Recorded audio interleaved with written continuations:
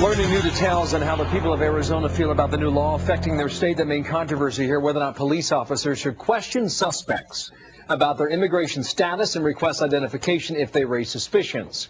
Here's a survey from Rasmussen reports 55% favor the legislation. That compares to about 36% are against it. There is also big concern in that state now about a potential boycott.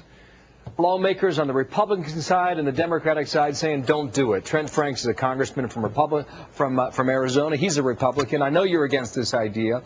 Do you expect the planned boycotts to affect your state? Well, Bill, I don't know what will happen there. I know that the left is doing everything they can to try to catalyze a boycott based on, in my judgment, a complete mischaracterization of the bill. And I think that this is their effort to politically try to gain ground. And it really doesn't have much to do with the whole immigration debate. But you know specifically in your state, boycotts have worked in the past. In the early 1990s, back then it was the question about Martin Luther King Recognition Day. They pulled a Super Bowl out of your state. Cost you hundreds of millions of dollars. Boycotts can have an effect. Boycotts can have an effect, and again, I don't have a prediction on what will happen in that regard, but I do believe that if people understand what the bill really does, that it will blunt it immediately, because they don't want to look silly afterwards, you know, that they boycotted a state in an unjust way. So I think that there's hope that it will go in the right direction. And I guess, you know, we just need to put this thing in context. All of us believe that America is the depot of freedom. I do. I mean, I'm married to a lady that immigrated here from the Philippines, and I believe in legal immigration. But in Arizona, we're kind of the corridor for illegal immigration. And in a country where we're now living in a nuclear age, where terrorists are trying to lay hold on weapons of mass destruction, it's very important that we maintain border security. And the reason Arizona passed this bill, which is essentially just codifying in state law what was already in federal law, is because the federal government wasn't doing its job. And I believe with all of my heart that if people understand that and look at the bill honestly, it may need some changes. They're already working on some changes.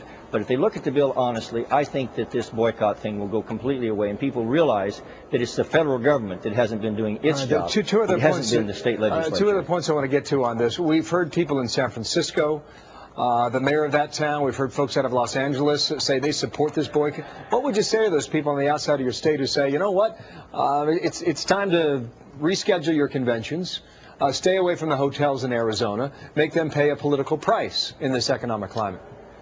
Well, you know, Arizona has been ignored in our immigration problems by liberals all over the country for decades. I mean, the Washington liberals have ignored our challenges about immigration, and so we can probably be ignored by people in San Francisco a little while longer. Well, we just heard from the president just a few moments ago. He was speaking with reporters late yesterday.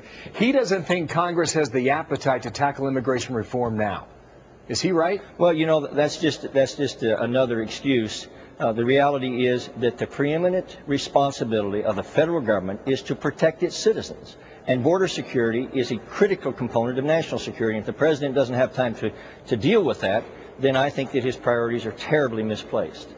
One more point here. There was a sheriff who was on Fox yesterday. I think he's in Pima County, P-I-M-A. He says he will not enforce the law. He will not tell his officers to go out and carry out this law. What if you get a refusal on behalf of law enforcement not to carry it out? In what situation does the state find itself then, sir? Well, I've got to just tell you, you know, this really is about the rule of law. This is not what people look like. This is not about anything but what people do. And a law enforcement agency or a law enforcement officer that refuses to carry out the law perhaps is in the wrong business, and we should remind him of that. But the bottom line here is if we stick to the rule of law, those trying to come to this country legally won't be pressed out of the way by someone who are trying to come illegally. And Arizona is just trying to do the things that the federal government failed to do. All we've done here is to put in law in Arizona what was already federal law. It's been federal law for 50 years.